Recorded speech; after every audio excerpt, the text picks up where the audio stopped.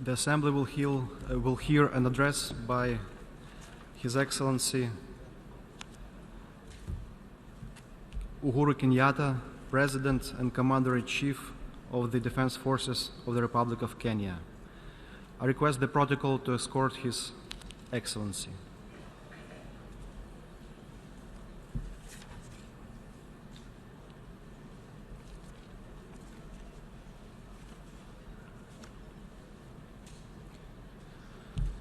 On behalf of the General Assembly, I have the honor to welcome to the United Nations His Excellency Uhuru Kenyatta, President and Commander-in-Chief of the Defense Forces of the Republic of Kenya, and to invite him to address the Assembly.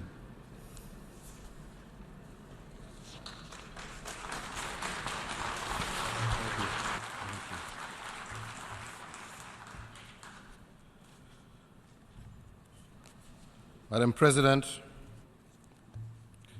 let me take this very early opportunity to congratulate you on your election to preside over the 73rd session of the General Assembly.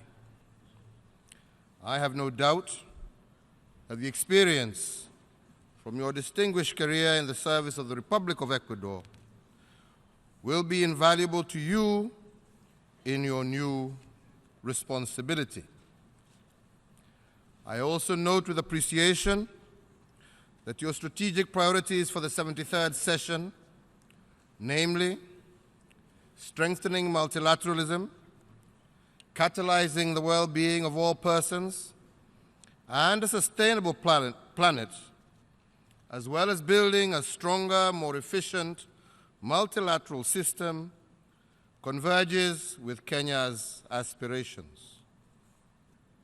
It is my pleasure, therefore, to reaffirm my government's complete commitment to our shared vision and to support you during your tenure.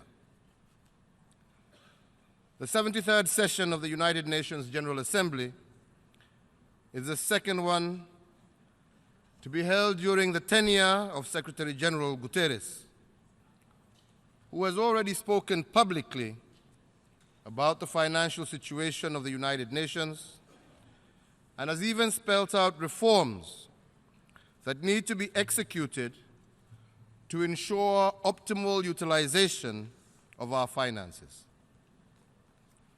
I applaud the Secretary General for his efforts and courage to cut costs, and for his commitment to ensure that the UN's resources are better managed. Indeed, I am convinced that part of these objectives will be achieved with the adoption of the proposals made in regard to the adoption of the global service delivery model. In this regard, it is my hope that Kenya will have the privilege to host one of the proposed 3 such centers. I also applaud the commitment of the UN staff who are engaged daily in tackling a myriad of challenges that are greater than any one country or region can resolve on their own. Kenya strongly supports the General Assembly's embrace of better alignment in the mandates of urbanization, human settlement, and environmental governance. This will enable the UN Human Settlement Program and the UN Environmental Program to fully deliver on their role as a global focus point on human settlements and the environment matters across the United Nations system. Madam President, even as we speak of important reforms at the United Nations, we must also recognize that the need for reforms is much broader and of greater significance. In almost every part of the world, a growing lack of trust is opening a dangerous gap between citizens and their governing institutions. This is partly as a result of the impact of a number of significant factors. Key among them is the growing demand by all our citizenry for accountability, occasioned by the attendant awareness of the gap between available resources and the provision of services to the populations. These demands are also fueled by a growing awareness of the scourge of corruption and wastage of public resources and their negative effects on the lives and hopes of people. Never before in human history, due to the benefits of accessible information, have so many people known how public trust is undermined by acts of commission or omission by a few individuals and networks, both in private and public sector. Weak governance systems are manipulated and exploited for the gain of predatory interests at the expense of the common man. The free media and social media are rife with news of outright fraud, cynical conflicts of interests, financial arrangements that privatize gains during prosperous times, then socialize losses during economic catastrophe. Added to individual corruption, major corporations are misrepresenting their earnings to deny governments revenues needed for investment in public goods. The extraction of mineral and other resources continues to be subject to corrupt dealings that not only deny communities and countries any benefit, but almost routinely lead to violence and instability. These dealings have over several decades been clothed with the garments of legality, institutionalizing the exploitation by cartels and oligopolies that are pillaging Africa and other underdeveloped regions of their natural wealth. Hence the popular theorizing of Africa's resource curse. It has become clear to citizens all over the world that what is enabling the illegal and illicit conduct of corrupt individuals and companies is globalized financial and legal systems. Its impact is worldwide, but is probably the lead cause to most of the suffering on the African continent.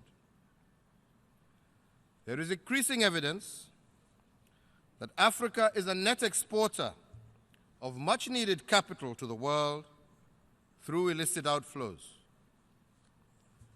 Conservative estimates indicate that between 1980 and the year 2009, illicit money outflows from Africa ranged between $1.2 to $1.4 trillion, roughly equal to Africa's current GDP, and surpassing by far the money it received from outside over the same period. Every illicit dollar that leaves Africa goes somewhere, most often to where the rest of the money from tax evaders and criminals is hidden. Africa suffers as a result. But the irony is that what is done to Africa eventually is done to the rest of the world. The present system of transferring and laundering illicit capital is enabling corrupt networks all over the world to illegally acquire in one country who are being welcomed with open arms as investors in another. The same system is used by drug cartels and even terrorist networks. Collectively, drug addiction, violent extremism, international crime and terrorist actions result in misery and hurt to millions of victims all over the world. Madam President, the most dramatic manifestation of the destructive impact of the resulting misery of the effect of the crimes above is the loss of trust in governing institutions at the national, regional, and global level. As people observe the impunity, they increasingly feel that the economic systems are rigged against their hopes. Therefore, the trust deficit grows. Oftentimes, institutions of government have become vehicles to capture for ethnic or racial interests articulated by populists and extremists who thrive in chronic instability and drive it forward with their incitement. When networks and cartels in government capture the state for their own selfish gain and represent themselves as champions of an ethnic or religious group, the result is all too often civil strife and civil war. In such an atmosphere, the result of a political competition can begin to seem like an existential threat to groups and their members. Excellencies, ladies and gentlemen, the fragility of our world is also manifest in instability and conflicts, as in the case of both Somalia and South Sudan. In Somalia, AMISOM is a unique regional effort that has deeply degraded one of Al-Qaeda's most ambitious affiliates. Kenya has been part of that journey from the start. It was in Nairobi where a transitional federal state was negotiated into existence with the material and moral support of the Kenyan people. We have never wavered. Kenyans have lost lives and property in pursuit of peace and stability in Somalia, and we appreciate our regional and international colleagues and partners. In Somalia, a historic chapter on Africa's will to peace and security is being written. We appreciate the partners standing with the region, but the job is not yet done. We must ensure military success over Al-Shabaab if other political and economic solutions are to take firm root. So far, the troop-contributing countries continue to bear a disproportionate burden. We have consistently sought for the international support that is commensurate with a threat scenario, including in the form of enablers and force multipliers. These have not been forthcoming. What the international community is doing with Somalia is not good enough. We understand that these are difficult times economically, but global terrorism must be faced boldly. And if we have learned any real lessons in the last 20 years, we should appreciate that AMISOM needs support, and it is for all of us to make this happen. Madam President, in building peace, there are no silver bullets. The process of bringing stability and peace to South Sudan requires commitment, requires us to work closely with the South Sudanese parties, particularly now after the signing of the revitalized peace agreement. Kenya is proud to have worked with Sudan and South Sudan in their pursuit of peace and stability. We have always known and firmly believe that the constancy of our efforts would yield the fruit of a prosperous and free South Sudan. Today, we call upon all of you to join us in this endeavor for peace and stability in South Sudan, and I appeal to you, all development partners and international agencies and friends of South Sudan, to all redouble your efforts and support this cause to end the suffering of the children, women, and men of South Sudan. Ladies and gentlemen, allow me to turn to the global sphere, which has also not been spared of the challenges of today. Multilateralism is under severe strain, as evidenced by our global trading and economic management system. Rarely has a system of trade and security that was established following the Second World War under the aegis of the United Nations been under greater strain. The populism and extremism unleashed at the national level has brought forward powerful constituencies that want a dismantling of this global order. I believe that it is the most urgent political task in the world today is to close the trust gap between people and governing institutions. Governments are not owed trust by citizens. That trust must be won and protected. It is not an exaggeration to say that on this issue revolves the future of global stability and continuity of many states. Your Excellencies, Madam President, there are bold solutions that we must embrace in order to succeed. We have to fight impunity seriously and without fear or favor.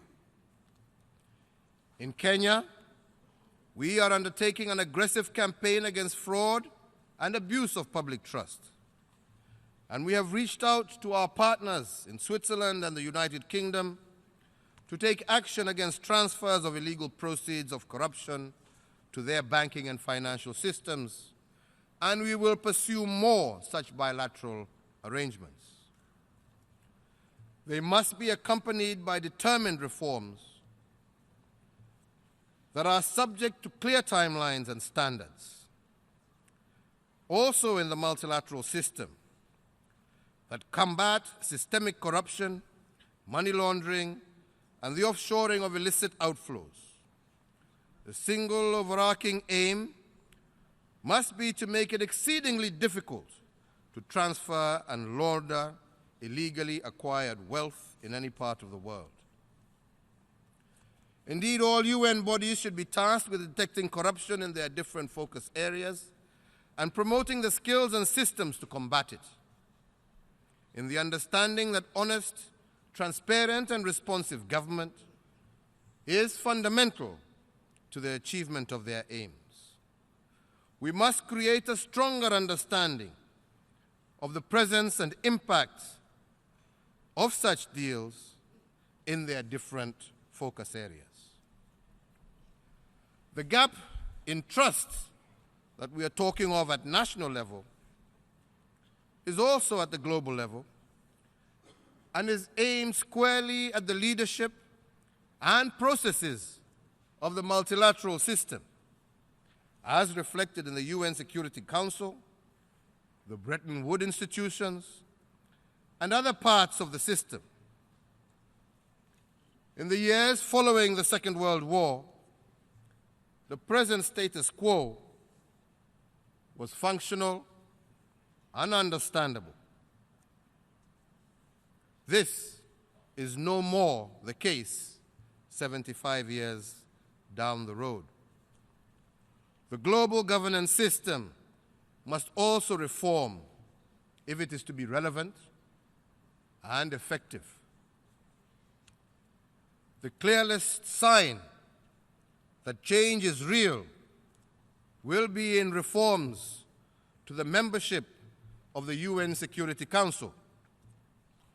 Kenya joins in the demand for 2 permanent seats for Africa, with the rights and prerogatives of current members, including the right of veto, as well as additional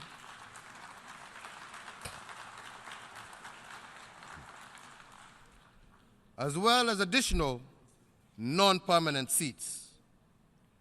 As we all know, Africa is underrepresented in the non-permanent category of the Security Council, and we are totally not represented at all in the permanent category.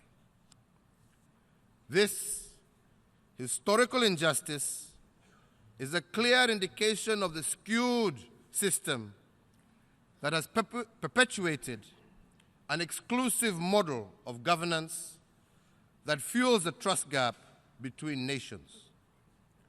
The governance, leadership, and employment in UN funds, programs, and agencies must also become more noticeably inclusive of the global South and especially Africa. Kenya is proud to host the only UN global headquarters in the global South. That includes the UNEP and the UN Habitat. We are strongly committed to supporting their mandates and effectiveness, and we believe strongly that the multilateralism that would headquarter major organizations in Africa and the global South is what the world needs. Global decision-making needs more of Africa if the world is to respond wisely to the demographic and economic shifts that are underway.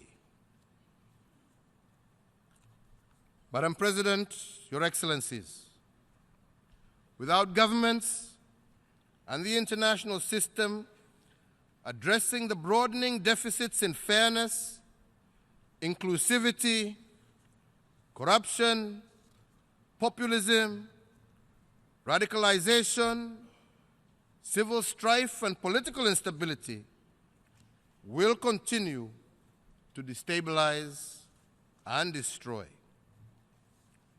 Today's problems, risks, and threats are complex and call for more, not less cooperation, more, not less observance of the rule of law, more, not less negotiations. We need a rule-based multilateral system. We are in a decisive moment, and Kenya will play her part to be a champion for change. And I welcome all of you in a campaign for our collective benefit. Madam President, Excellencies, ladies and gentlemen, to conclude, the sea is increasingly being seen as a sustainable source of food, jobs, and prosperity to the growing populations of the world. And it is with this in mind that Kenya and Canada will be co-hosting the first ever global conference on sustainable blue economy from the 26th to the 28th of November this year in Nairobi.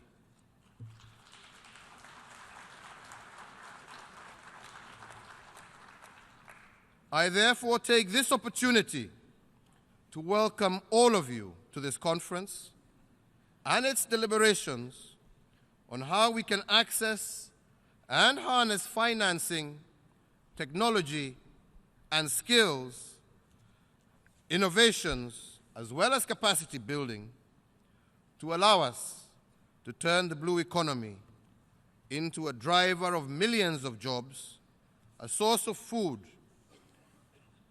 sustainable and with shared prosperity. We will be greatly honored to host you in Nairobi. Madam President, I thank you and God bless you all. Thank you very much.